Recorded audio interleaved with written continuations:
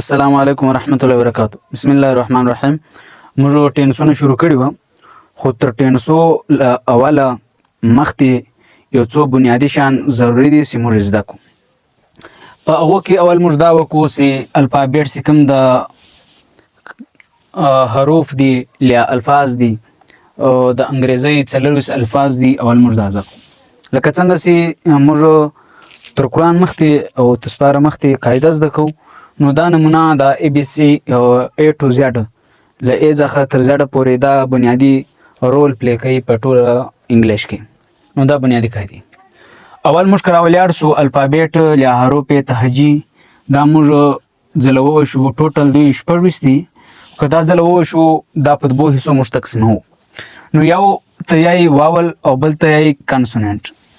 واول 15 دي، ای ای آی او یو، دا 15 دي، او کوم چې له دې علاوه دي هغه 21 حروف دي، هغه ته کانسوننټ یې.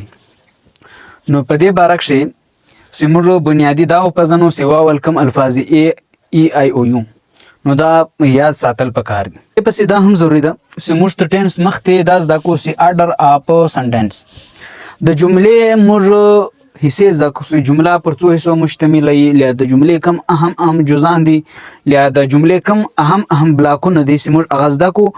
موږ جمله جوړولی هم سو، جمله پړاولی هم سو، او جمله لیکلی هم سو. نو تر دا مخکې موږ راځو چې په جمله کې یو ټکی وي چې هغه ته سبجیکټ ویل کېږي. سبجیکټ چې کوم موږ تاسې په اردو کې فاعل ورته وایي، په پښتو کې کارکوونکی ورته وایي.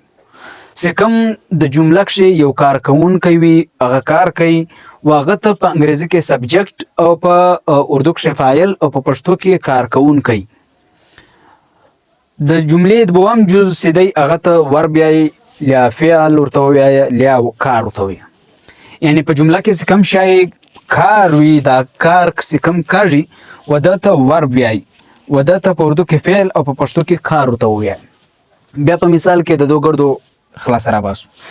ابجیکټ مفعول ته وایي چې پر کوم باندې کار کېږي. لکه راسه مثال وګورو. مثال موږ د دې ورکوو چې he sat on the box. he sat on the box. هغه پر صندوق ناست دی، هغه پر صندوق پر بیٹه، هغه پر صندوق کښېناست. په دې کې موږ له پېژنول پکار دی چې فاعل څوک دی، مفعول څوک دی، او فعل څوک. کوم یو شی پکښې دی.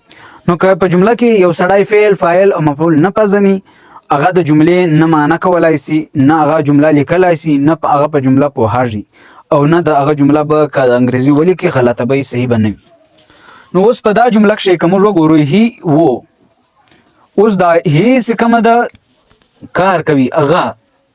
لکه د دې پر ځای یو مثال راشي، یو سړی نوم واخلي شوکت یاسر علیه السلام، نو اسلام سیټ آن د باکس، و د اسلام کارکوونکی سو، یا هی فاعل سو، سبجیکټ سو، او سیټ یعنی کښېنستو دا ورب سو، یعنی کار سو.